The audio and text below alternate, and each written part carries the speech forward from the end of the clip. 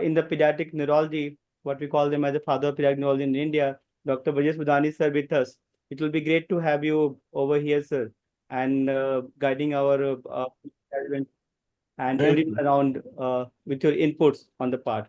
So for today, we have an interesting case who was with us, who is still with us for past a couple of weeks. And Dr. Apurva will be presenting that case and discussing it also. Okay, Apurva, you can start now. Yes, sir. Good evening, sir. So we can interrupt. I mean, sir, you can interrupt anytime and you can have the questions also for her benefit and for the audiences to benefit on the part. Sure. Thank you. Fine. So today I'm going to present a case of a 4-year-old female who is resident of Delhi, and the informant is mother. The child presented to us and was admitted on 7th of May, and the date of examination was 18th of June. The child presented with chief complaints of fever for 17 days, headache for 17 days, and deviation of right eye for 12 days. Child was apparently well till 20th of April when she developed fever, maximum documented up to 101 degree Fahrenheit, intermittent, relieved on taking medication, then reoccurred. It was not associated with chills or rigor. Child also complained of headache, frontal in region. It increased with fever and relieved on taking paracetamol, and it was not associated with vomiting. And after 5 days of fever, mother noticed right eye was deviated towards the nose, and hence she visited to ophthalmologist, and they diagnosed that the child has some increased pressure in brain and you must get admitted.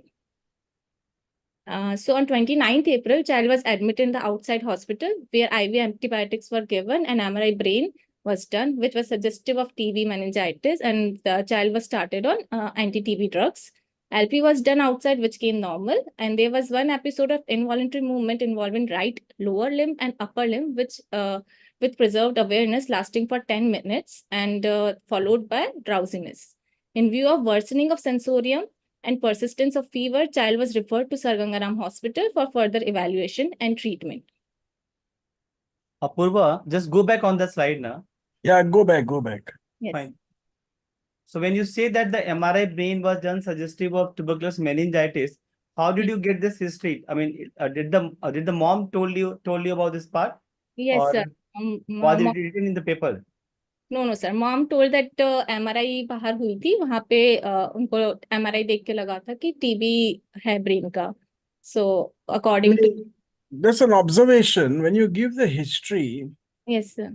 Your history should be only on the symptoms and which have been witnessed by the parents or by the mother, whoever was the caretaker in the situation. You don't want to look at you can say tests were done, MRI was done, whatever, but you don't mention about, what treatment was given, what, I think it's sort of, now you sort of biased many people already. Many you start with treatment, TB, meningitis, all these things. So what you need to do is just give the history. And for example, in this child, go to the first slide. Yes. Yeah. So you have to tell us something about what happened to the fever. I mean, is it like worsening? Was there any other how was the fever going on? Was the child playful? Was he drowsy, lethargic? Those kind of details we want. So exactly, what's happening. Just fever is not enough, because that could be anything. Okay, sir. Okay, so let's tell you come to this history. What is your, can you surmise what you think is happening? Yes, sir. The child had fever, and along with fever, child had headache. And after some time, right eye was. This means that So what are the inferences you're getting from this? Yes, sir. This means that some pathology is going, and most probably it's some CNS pathology, because child is having headache and deviation of the right eye, mostly lateral rectus palsy it detects. So it could be because of raised intracranial pressure was happening, that could have lead to this finding. Okay. Could it be anything else? Or has to be increased intracranial pressure? So what is that, when you say it's increased intracranial pressure, what kind of sign is that? So this is false localizing sign. Correct. So what is the localizing sign?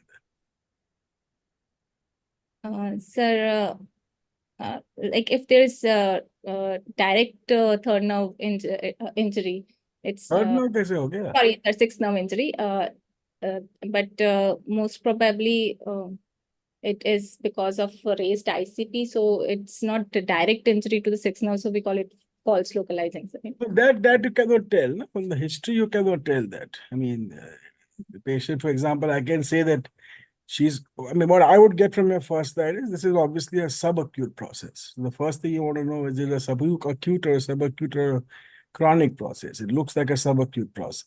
I agree with you.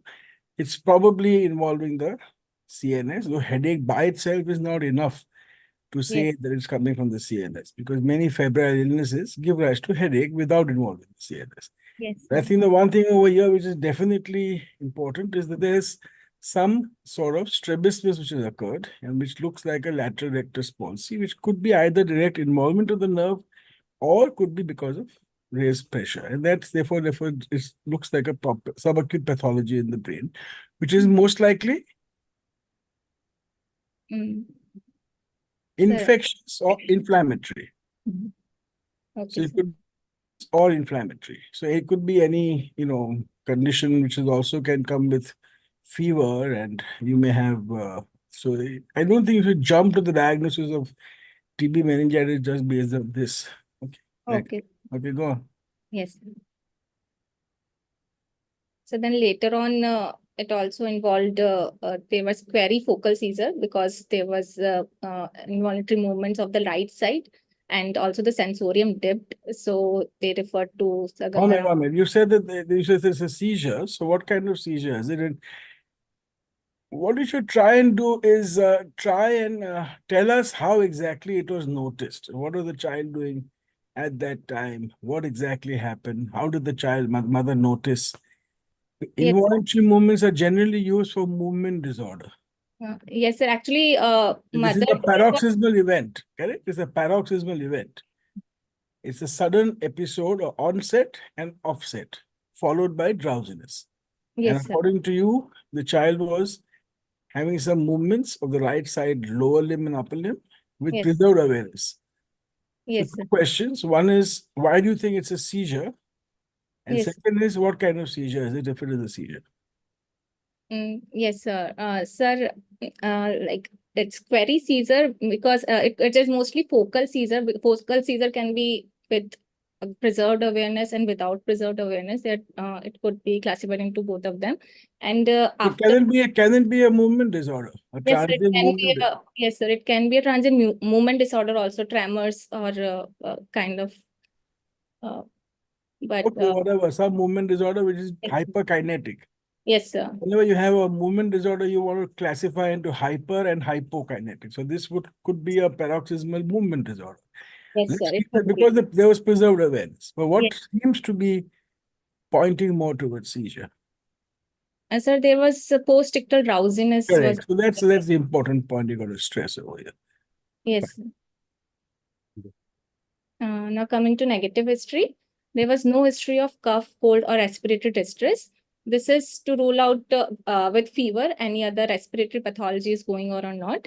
There is no history of rash to rule out any viral cause or any meningococcemia rashes or any petechiae were not there. There was no history of ear discharge or nasal discharge. This is So to do you rule out. think all these are important histories with a fever which is going on for 17 days? You think, let me tell you what I would be, it's a very good thing to do in direct questioning. Yes, sir. Is you want to localize the problem, correct? Yes, sir. And the second thing is you want to get the etiology. So these Yes. two are the two main reasons. So when you first go on, your first few questions should be localization. So what kind of localization are you looking for? Yes, sir. To localize the organ which is involved, like No, in the brain. Now okay, you come to the conclusion is the brain pathology. Now you go on to oh, how do you localize in the brain. okay, sir. Your negative history should be depending on what. So what else are you looking for? Yes, sir. If there's involvement, like seizure was there, so any cerebral, any cortex involvement, then any cerebellar involvement for that gait history and the personality changes history. That's why I asked that. Any cranial nerve involvement, like lateral rectus with any other drooping of eyelid or other cranial nerves are involved or not. And sir, Okay, any fine. Yeah, so voluntary movements. you're saying all these things which are, so you think pathology is where? Mainly in which part of the brain, according from your history and from your, all these things which you mentioned over here? Sir, the major pathology is involved. So the brain, cortex part is involved because there was query seizure. And if there's involuntary movement, then basal ganglia could also have been involved and uh, increased pressure because of it. Okay. Okay, let's go on. Let's go on further. Come on, let's finish this and then come. I will ask you some more questions later. Go on. Go on. Thanks. Now coming to the hospital stay. In Sir Gangaram Hospital on day 1, the child was awake but irritable and was recognizing mother. MRI brain done here suggested raised pressure. I have included, sir, in this all the findings. Okay, fine, leave it. Because it's 2 months stay here in hospital. So in brief, I have included. The child's sensorium suddenly worsened with right side hemiparesis with involvement of with involuntary movements on and off were there. Right sided drooping of eyelid was there, and the child was intubated. Ventricular tapping was done, and with suggested MTB and ATT was continued. Extraventricular drain was inserted. After 4 to 5 days of EVD, EVD was changed to VP shunt, and the child was extubated. At day 20, child's baseline sensorium worsened. Shunt malfunction was suspected, hence shunt was removed and EVD was inserted again. After 3 days, again changed to VP shunt. CSF culture report came, which was suggestive of some resistant TB, hence appropriate drugs were started. But gradually, the child didn't have arousal also and was responsive only to pain. There was no past history of any admission or any similar illness. Birth history, the child was born in the 3rd order and the product of non-consanguineous marriage. Normal vaginal delivery, birth weight was 3 kg. There was no NICU stay. There's no family history of TB. And there's no contact history. Development history is normal, sir, all the domains. The child achieved development normal. And socioeconomic history, 7-membered families, and they belong to the upper middle socioeconomic status as per the modified Kuppuswamy scale. Dietary history, the child took, according to the pre-illness 24-hour dietary recall, the child took in adequate calories and proteins.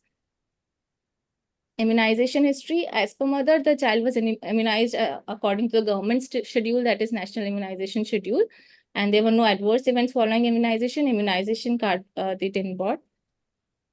Now, in order to summarize, a 4-year-old girl, product of non-consanguineous marriage. Purva, Yes.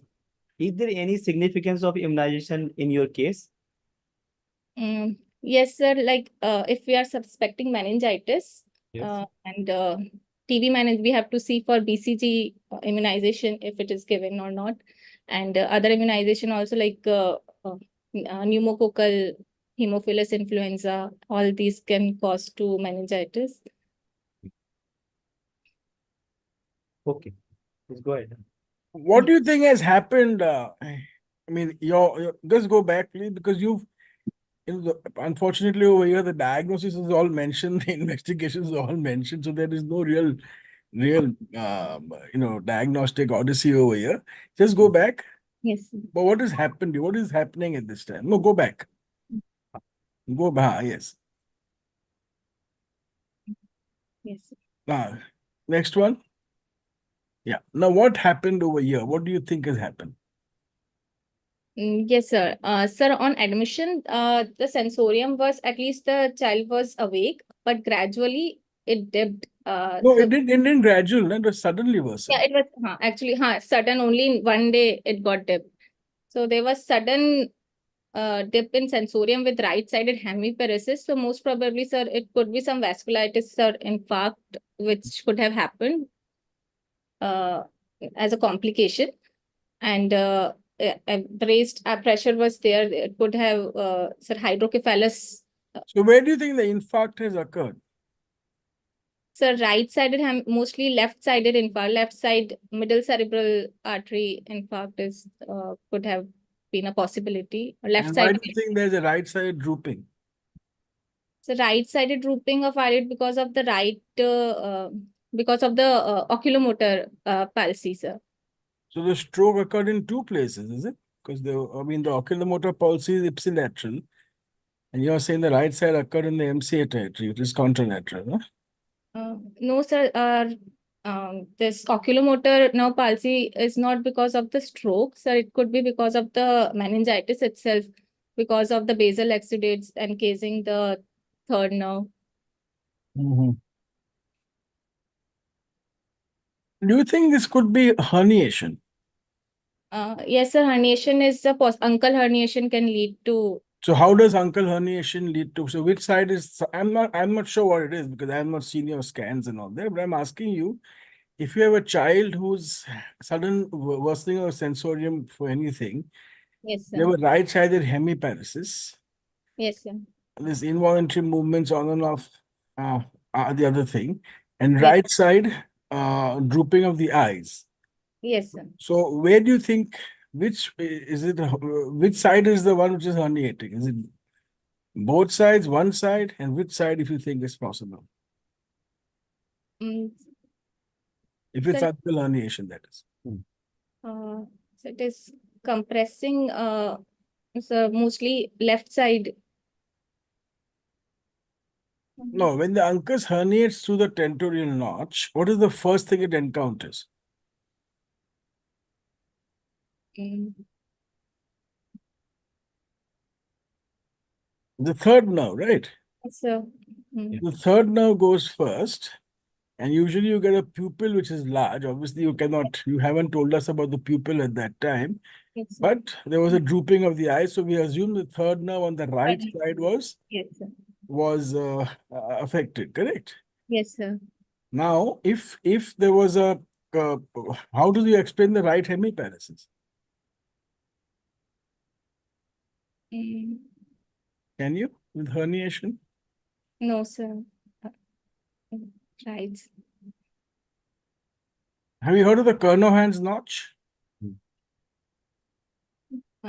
Yes, There's sir. a tentorial notch, right? So what happens is the uncus herniates, hits the third nerve first, then squeezes the midbrain towards the left side, Yes, sir.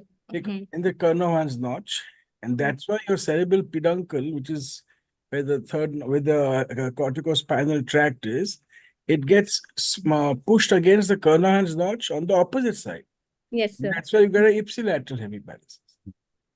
Yes, sir. Now, obviously, this is complete speculation because there's involuntary movements on and off. Now, when these involuntary movements come on and off, we don't know. You're saying it's the right side only, or is it left side, or you're not sure?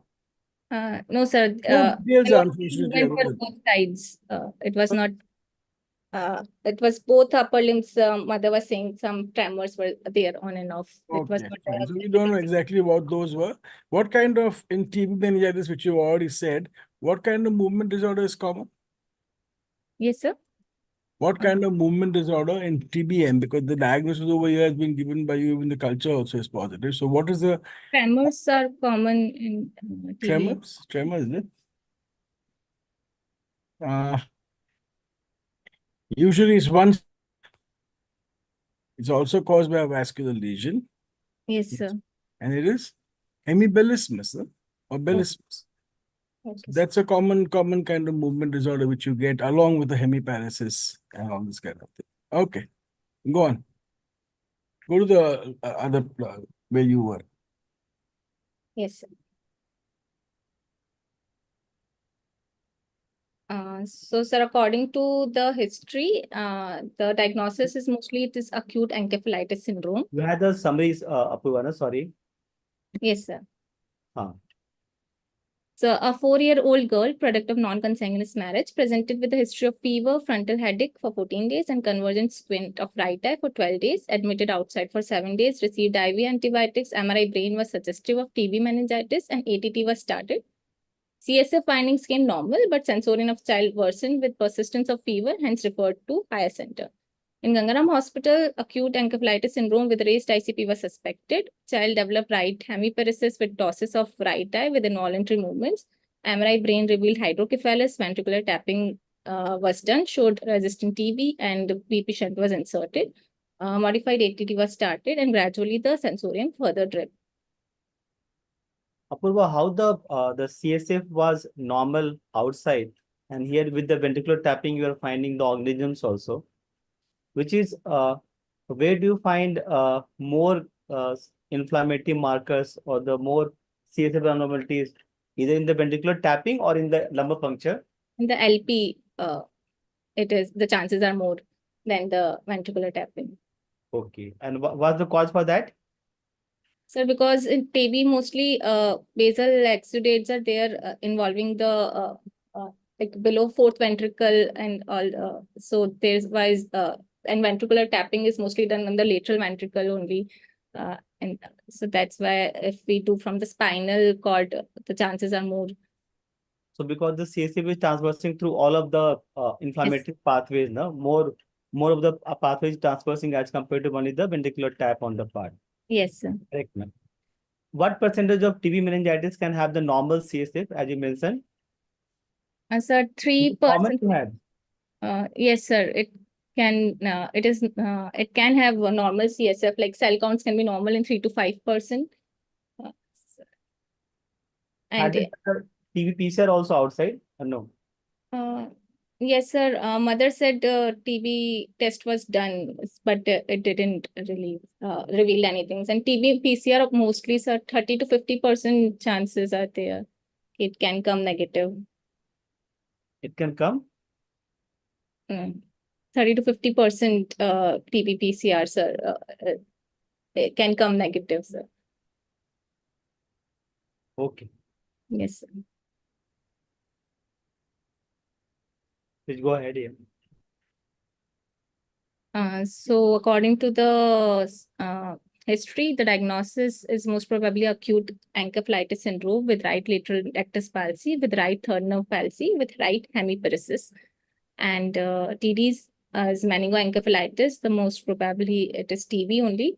And the other causes could be bacterial, fungal, viral, and parasitic. And it could also be a brain abscess.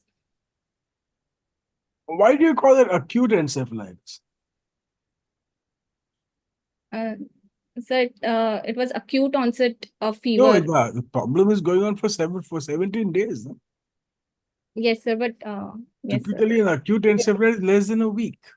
Yes, sir. 7 days. Almost 3 weeks going on. Headache and fever and all those things. So it's really not acute. Okay, sir. I think that's important. You can write cranial nerve pulses and hemiparesis. Fine. Okay. Go on. And remember, you should also, it'd be better to use the term meningoencephalitis. Okay, sir. What is the definition of meningitis? So it is inflammation of the meninges. No. What is the meningitis syndrome as opposed to the encephalitis syndrome? Okay, sir. So, can you tell me? Yes, sir. Whenever you have an infection of the brain, you try to classify it. Is it a meningitis syndrome or is it a encephalitis syndrome or is it both? So, for example, a meningitis syndrome would have? So meningitis syndrome will have, sir, meningeal, like neck rigidity, No. Symptoms. Okay, fever, headache, vomiting. Vomiting, yes, sir. Okay? So here you have 2 of the 3 going on for the last 17 days, and he comes to you, he's still awake. He obviously has an encephalopathy because he's irritable and all this. Yes, sir. And suddenly deteriorates, correct? So basically you have a situation where there is a meningitis syndrome initially, followed by an encephalitic syndrome later, because then you have seizures, you have movement disorder, you have deficits, you have altered sensorium and all that coming up. So this is a combination of the two things. Yes, sir. Reason why this is important is if you first try to classify, for example, you have a 10-year-old boy who comes with fever, headache, vomiting, primarily. Common cause would be a viral aseptic meningitis. You understand?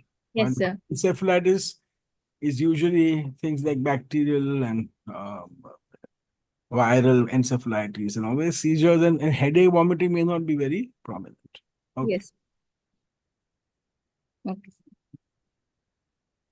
So on examination, the child was lying in the bed with the altered sensorium. Vitals were normal, and from head to toe examination, the eyes were closed. There was no facial dysmorphism. Head side seemed normal. Head circumference came out to 50 centimeter, which according to WHO Z score came under 0 to -1 standard deviation. Fontanelles were closed. VP shunt was kept in situ on the right side, and ear and nose there were no discharge, and skin there were no pigmentation. BCG scar was present on the left upper arm. An abdomen dressing was present, and shunt tubing was outside with the bag, and rest all examination was normal. Now coming to anthropometry, as per WHO growth chart, the weight for age was 0 to -2 standard deviation, length was 0 to -2, and BMI -1 to -2. So coming to the neurological examination, the child is in altered level of consciousness. The grade, it is stupor because the child responded to deep stimuli, and the GCS came out to be E1, V2, M3. Because child was making some incomprehensible noises, and there was flexion on deep pain stimulation. It was there, and eyes. The child was not opening eyes. Coming to the Actually, cranial. these terms, I'm sorry to interrupt again. These terms have been now sort of kept back because initially there was obtunded and drowsy and stupor and semi-coma and coma and all those. Now we just go on the GCS. Okay. Now that's important. You mentioned the GCS, that's fine. So you're saying this is anything below 8 is obviously a very serious illness. So it's a pretty bad scene at that time. Yes, sir. Right? Okay. The pupils were bilateral fixed and not reacting to light. Both direct and consensual right reflex was absent. The fundus, the disc pallor was present. On right eye, the pallor was more as compared to the left.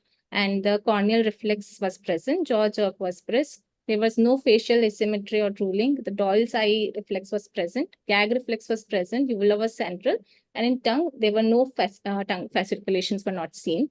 These all cranial nerves could only be examined. And motor system, So the doll's eye movements were present in spite of there being a history of of sixth nerve palsy. Yes, sir, right now it was present. Right. So maybe that time because of raised ICP only. So why do you think the pupils are bilateral fixed and not reacting? Yes, sir, pupils were fixed. Mostly second and third, both cranial nerves were involved. And that's why both direct and consensual right reflex both were absent.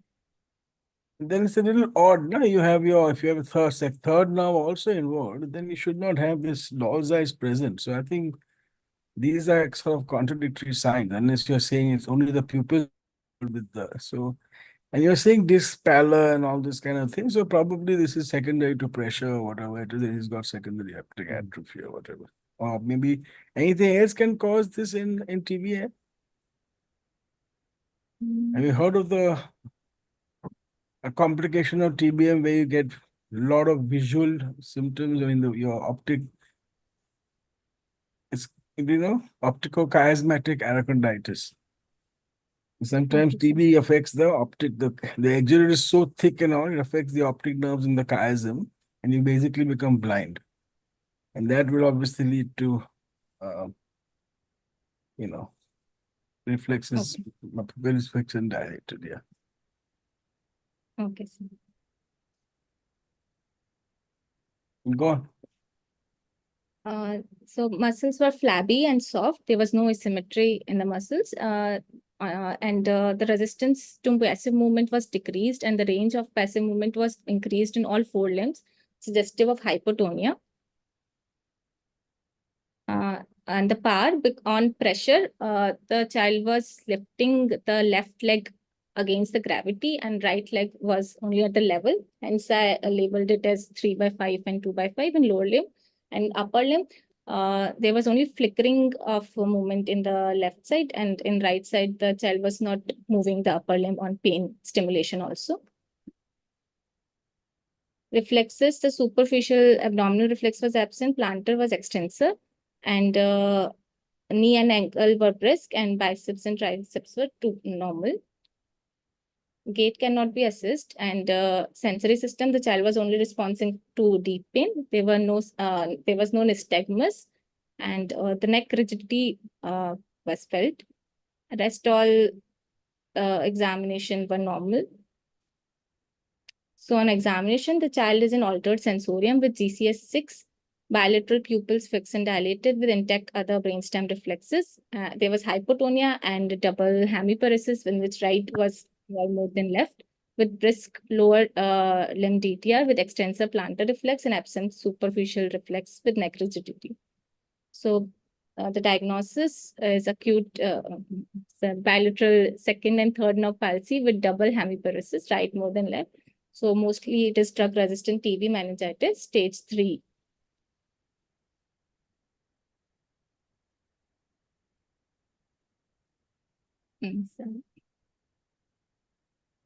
Shall I proceed? Yeah, please. So now coming to the investigation. Why do you say bilateral second nerve palsy? Sir, because of the light reflex, pupils were fixed and dilated, and consensual light reflex was also absent. Okay.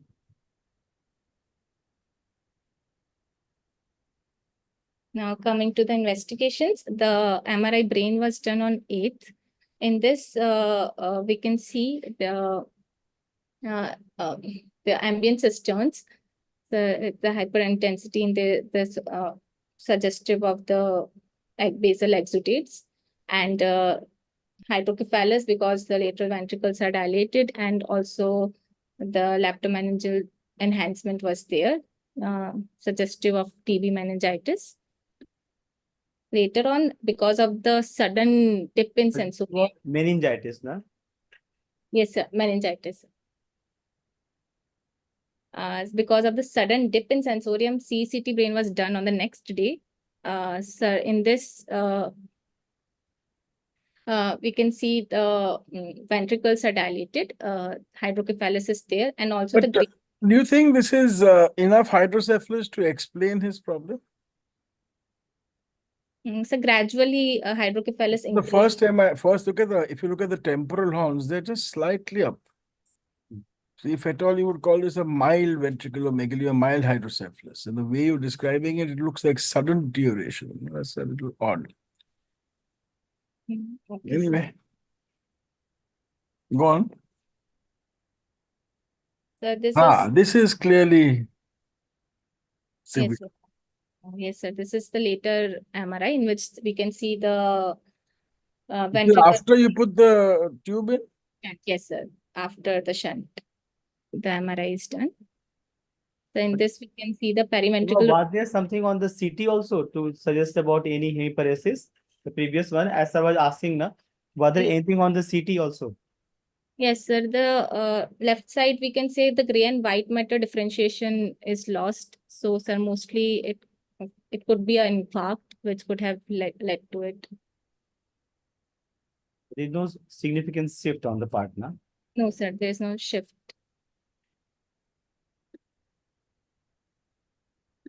You don't have a MRI on the same, around that time, right?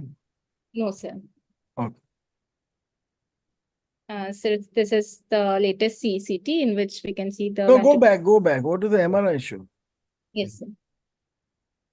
Sir, in this, we can see the ventricles are further enlarged with some periventricular ooze also, and we can see the edema, cytotoxic edema. Where? How do you know it's cytotoxic? Sir, it is swelled. most So what probably. you're seeing is that there's hyperintensity in the midbrain. Do you see Yes. the midbrain? The cerebral peduncles are dark, and the ocular can be seen as two dark spots. But the whole midbrain appears to be hyper intense, and this is going all the way down to, almost to the pons. The plic is bilaterally affected. The posterior limb of the internal capsule. You can see that there's some signal over there too. Okay, sir. Hmm. That could also explain his worsening. Anyway.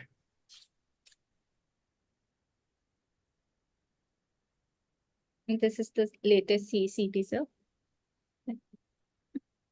And initial investigations revealed CBC, LFT, RFT were normal. CRP was mildly raised, 21. Focal was normal. Blood culture was negative. This is the CSF trend which is seen. Initially, cells were 35, lymphocytic predominant. Protein was within normal range, and glucose was 45. And gradually, in the later on, when the shunt malfunction was there, at that time also it was done. At that time, cells increased. And proteins also increased. Protein came to 181 by 19th, and gradually the trend again started decreasing. CSF gene expert revealed MTB trace and detected rifampicin resistant indeterminate. And others from ET, gastric aspirate gene expert were negative. MAN2 and quantiferon gold also came out to be negative.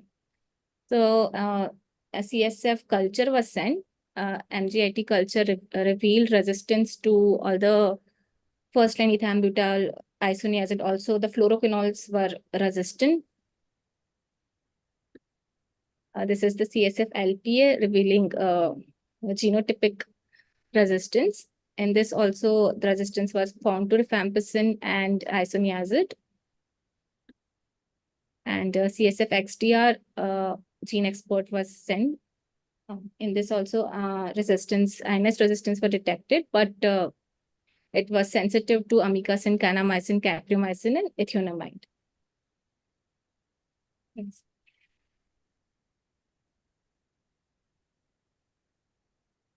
That's it, sir. Okay. How do you diagnose resistant TB clinically? Sir, after starting, Well, actually, you can't diagnose it clinically, but how do you suspect it clinically? yes, sir, after starting ATT, if the fever is still persistent after 2 weeks also, and the child is deteriorating, and So can the child deteriorate even if the TB, I mean, if there is no MDR? yes, sir, child can deteriorate if there is no MDR also, How, so why do because of the immune reactivation. Correct. So the most important reason for deterioration to occur is not so much the infection, it's the host response. Yes, sir. Correct. So host response, especially when you start treatment and all that, you may get immune reconstitution or whatever it is, and that can even worsen the whole situation. So I think important thing to realize is that very often the TB treatment is obviously important, and obviously you cannot get clearance without sensitive bugs or without the right anti-TB drugs. But Right. important is to say. So how did you manage this case? Yes, sir. Sir, the child first raised ICP measures. So We what have kind of doses did you give? I mean, is there any? You must have. Okay, how did you manage? You're talking about the ICP first. Okay, go on. initially, because of the raised ICP, we first took the raised ICP measures, like we'll elevate the head end to 30-degree and neck to the midline position, and there should be enough analgesia, sedations, and anti-epileptics, so that if seizures are there, it should not be there, and there should be euvolumia, euthermia, euglycemia, and then we give 3% NS or mannitol to control the raised ICP. These are the first line. Then we can do the drainage. So in this case, I'm not sure whether the first candidated drainage. But the point is, in TBM, if the hydrocephalus is there, all these other measures will not help. So you have to do urgent diversion, I mean ventricular diversion, so ventricular CSF diversion. Point is that, depending on what exactly, I agree with you that you should do all these things also, but without that ventricular drain, it becomes difficult to manage the pressure, especially if you've seen definite hydrocephalus. In this one, I was not even sure there was much of hydrocephalus in the first scan. So you may have been right in doing all these things. Okay. Let me ask you another question. What about sodium? How do you manage the sodium? If suppose this patient has hyponatremia, what do you think are the causes in this case? And how would you try to sort of manage it? Yes, sir. It can be because of SIADH. So, SIADH in that there'll be euvolumic hyponatremia is seen. So we will send urine osmolality and serum osmolality to diagnose it, whether it's SIADH or cerebral salt wasting. We have to differentiate between them. And then, sir, we have to majorly do the fluid Which is restriction. more common in TBM? SIADH, sir. Actually, it's not. It's the other one, central cerebral salt wasting. Okay, sir.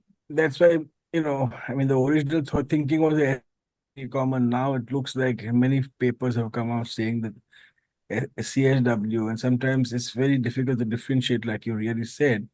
So basically, you need to give, you may have to give maintenance fluids along with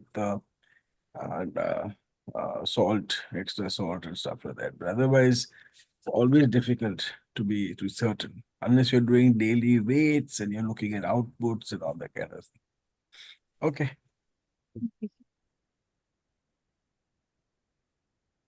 What about your drugs? What do you normally use? Yes, sir. Normally, if sir, it is drug sensitive TB, then we give 2 months of the initiation phase and 10 months of the continuation phase of HRZD, HRE. And but if it is like MDR will define if it is resistant to both isoniazid and rifampicin, and if fluoroquinolone is also there, it is mostly come into the category of pre-XDR TB. Correct. We'll do we can do this long oral regimen in which 18 to 20 months therapy we have to give. And sir, in that we have to include the group A and group B drugs. Since in group A drugs, sir, it comes linezolid, bedaquiline, and fluoroquinolones. So because it is less than 5-year age, so bedaquiline couldn't be given to her. So we can use any other group C drugs like ethionamide, amikacin, and linezolid is given, sir, and then group B cycloserine. And Okay. Is there any problem of the rifampicin, dosage, routine dosage which we give? so in TBM, different. Yeah, TBM, yeah. Yes, So a sir. lot of studies have actually shown that the rifampicin dosage which we use, 10 to 15 milligram per kilo, Okay, sir. does not reach good levels in the CSF. Okay, sir. This seems to be one of the major issues, which are, of course, it's not that you increase. So many people are using 20 milligram per kilo of both INH and rifampicin. And, but, whether this helps or not is still debatable, but the trend seems to be changing to higher doses nowadays because the rifampicin is poor, penetrance, and the levels don't reach very high in that. Okay. Anything else you would use besides all this? Yes, sir, steroids, dexamethasone or prednisolone, both can be used. So dexamethasone, we start with the dose of 0.6 mg per kg per day. Then we'll gradually taper it over 2 to 4 months. Okay. Suppose this patient, after you treated him, Yes, starts getting worse again, and you get these tuberculomas, what would you do? You know there is a paradoxical reactions. So Yes. how do you manage that? Mm,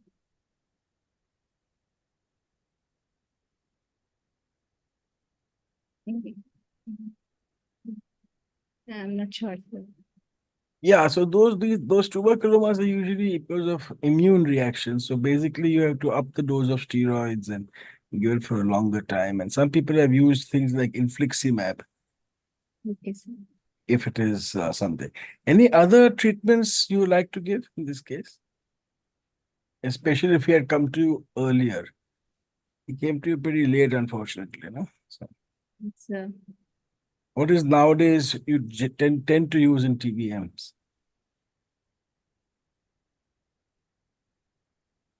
Prevent strokes?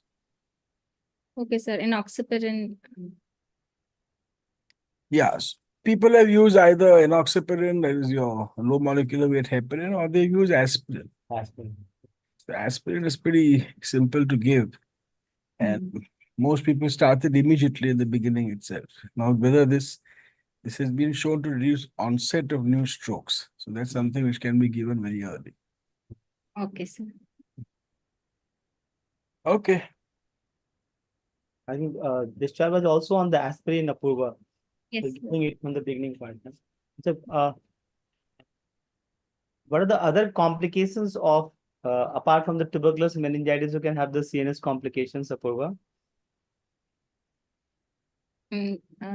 Yes, sir. How does, I mean, TB affects CNS apart from the tuberculosis meningoencephalitis? Yes, sir. Raised hydrocephalus cranial nerves gets involved, and sir, it can further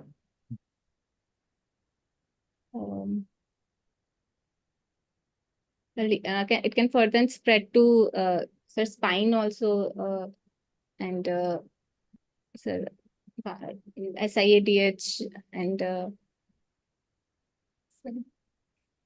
What in brain all it can cause? We're just discussing this. I was asking about the nerves, optic nerve. sir, all the cranial nerves, sir, Okay. can get involved. Sir. And sir, vasculitis, infarcts. Yes, sir. Tuberculomas, tubercular abscess. We just discussed about the part in arena. And how it affects the spine in what ways? But all ways it affects the spine. Yes, sir. In spine, sir, it can lead. It can present as acute, subacute, or chronic form. So, in spine, it can lead to spinal cord compression, arachnoiditis. Sir, it can lead to myelopathy and myeloradiculopathy later on, leading to radicular pain. How does bacteria of TB reaches brain? Sir, hemato-lymphatogenous spread, mostly it can be due to hematic spread or lymphatogenous spread also. Are you sure? It could be that if you have a miliary TB, yes. But otherwise, what is the usual? What is the richest focus? Rich focus are the metastatic caseous deposition in the meninges initially, and then it later on burst and spread to the subarachnoid space. Correct. So that thing during primary TB, when you have a primary complex or something and there's bacteremia, that Yes. might go and deposit itself near the, where does it go? The richest focus is supposed to be where? Sir, in the meninges initially. Base of the brain. Base of the brain. Yes, So sir. basal meninges. That's why typically your TBM gives basal meningitis, and you know your bacterial meningitis is not basal; it's more surface. Okay. So basically, that's the reason, because that is reason, and because of this, everything at the base gets compressed. So all your pathology explains everything. You have, for example, hydrocephalus because your entire subarachnoid spaces are closed up, and you may get aqueductal obstruction as well. You have vasculitis because the vessels are all circulovillous vessels are affected, especially the lenticular striate, therefore deep infarcts. Then you get you can get moya also, secondary moya and TBM, and that can And third is, of course, cranial nerve palsies, all the CSFs, if it's exudates over there. When you get seizures also, you might be getting seizures because of cortical involvement. You know, the exudate causes inflammation of the cortex. That's where you get that. Okay. And I think finally you get reactivation. I mean, in the sense you get paradoxical as the immunity comes up, you get tuberculosis. So problem is all these things, when do they occur? So example, you diagnose this case. Initially, I remember you said MRI shows TB meningitis. Yes, sir. So when does imaging help? Sir, it is stage 1, which is initial stage. It lasts for mostly 1 to 2 weeks. In which Actually, you don't say anything on the image. So the first 2 weeks, imaging is normal or non-specific. You might get some mild meningeal enhancement, not basal. You may not get much. The first 2 weeks, and that is the problem, because when patients come to us at this kind of stage, you already lost the battle. So you have to therefore concentrate in the first 2 weeks too. So do you know any ways in which you can diagnose early? So TBM in the early phase, in the first 2 weeks, is there any method which has been studied to show that you can diagnose or to suspect it and accordingly treat it? Any ideas? only clinical basis. What is the clinical basis? There is a scoring system. There are a couple of scoring systems which uses clinical. Criteria, For sir. example, 5 days fever with headache, vomiting, or change in personality or behavior. So fever more than 5 days. Now this patient had fever for 17 days and headache. So if this had been diagnosed in the first week, we wouldn't have a child like this. You know, then the CSF is given certain points, Yeah. not 3. too many cells and all this. Yes, sir. Then there's the imaging. But imaging is much lower in the initial part. And this is divided into definite TB, probable TB, and possible TB. And then Yes. depending on what you can treat it. So these scoring systems are the ones which help you in the first 2 weeks. Everything else, like you said, gene expert can be 50% negative or 30% negative. You know, it's very difficult to diagnose TB in the early phases. Okay. What are the differential diagnoses of TBM? You mentioned a lot of them, but what are the most common ones? It could be fungal, cryptococcus, could be there, sir. Any. This in children is very unusual. It's very Yeah. unusual. You're right. It can be there in immunocompromised and sometimes immunocompetent also, but it's not common. It's more common in adult life and the HIV and stuff like that. Yes, sir. What else? What is the most common? Sir, any CNS vasculitis or SLE, sir, and, No. I'm talking about you have fever, you have meningitis, you have. partially treated bacterial. That's important. So how do you differentiate the two? Do you know? Mm, Because very often people give antibiotics, IV, etc., and change the picture from neutrophils to lymphocytes, and you might get fever and partially treated bacterial meningitis, and that is the initial diagnosis. So, do you know how people have tried to differentiate the two? sir, by TB, gene expert and. Yeah. So there are 2, 3 new tests which have come up. One is pyrosequencing. Have you heard of it? So there's something called your gene expert is basically looking at a mutation, right? If you find the TB in the PCR, you do the mutation and you find, the pyrosequencing looks at lot more mutations. And that's why studies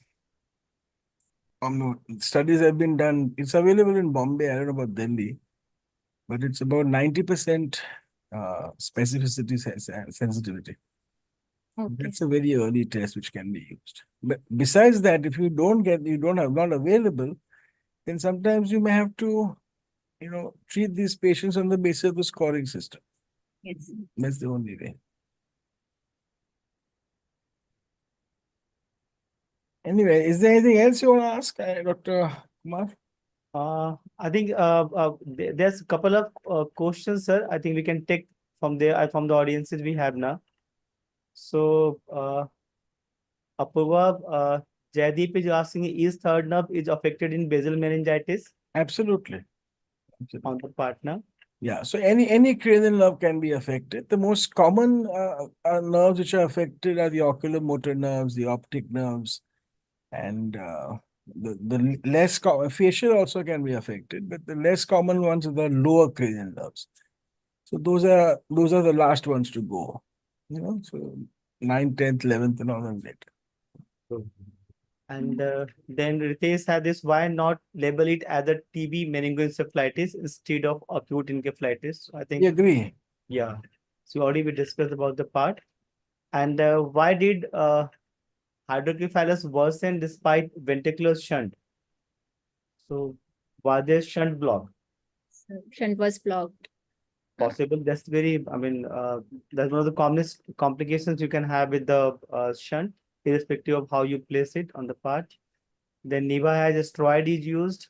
Can I ask one question over here? Is there any other way of treating the hydrocephalus? If the protein, for example, is very high, or there is, the protein is 1 gram, then your shunt will almost definitely block.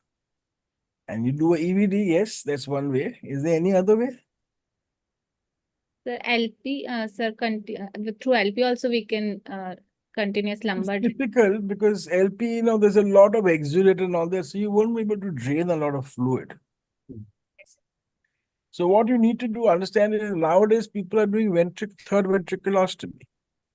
Now, of course, you'll ask, these are communicating hydrocephalus, how can third ventriculostomy work? But in case of an emergency, when you do not have any, a shunt is not an emergency, but if the shunt is blocked and you have to do, you can put an EVD for sure. But if the emergency is not there, then you can do third ventriculostomy for hydrocephalus. And that works in about 2/3 of patients. And that avoids a shunt in the long term. So that's one thing you should know, the new thing which has happened in TB, and especially from India. Lots of studies have shown what third ventriculostomy is, right?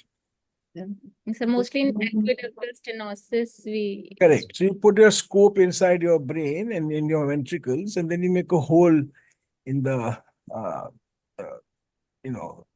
third ventricle area, and that makes you communicate with the subarachnoid space like an internal shunt. So that was thought to be only useful for obstructive, but nowadays people are using it as a stopgap measure. Let's say a stopgap measure in Yes. patients with TBM as well. yes. Okay, that's interesting. And then Dr. Ramakrishna has this question, any local treatment to prevent or treat optic nerve involvement, that is optic atrophy causing blindness? Local treatment. That's a very good question, because people have used thalidomide. So this people in South Africa where thalidomide is quite commonly used, in fact. It's a very good anti-inflammatory, it's anti-TNF.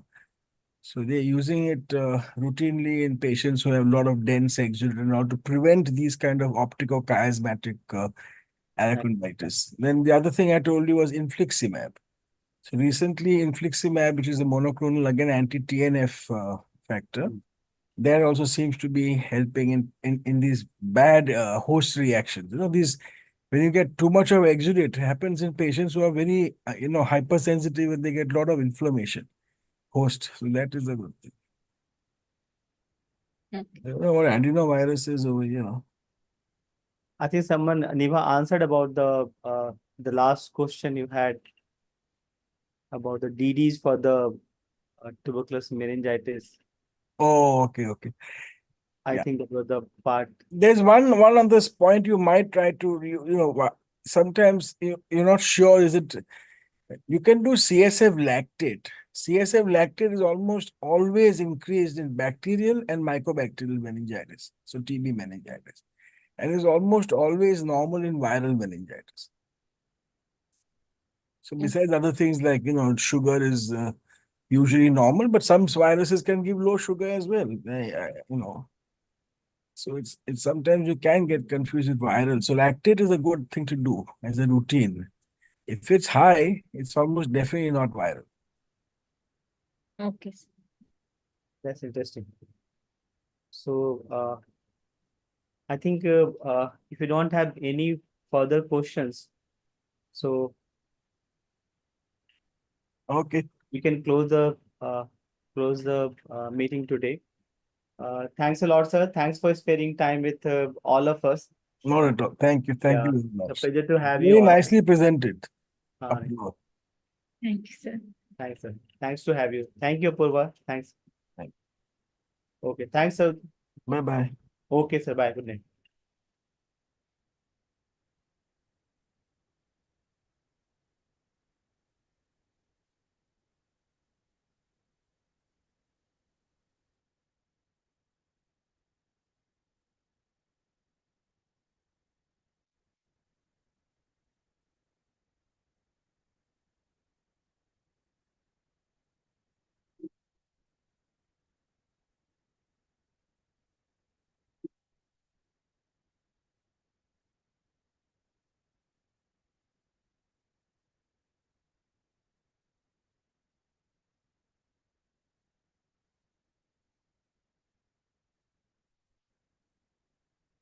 आसता है दिन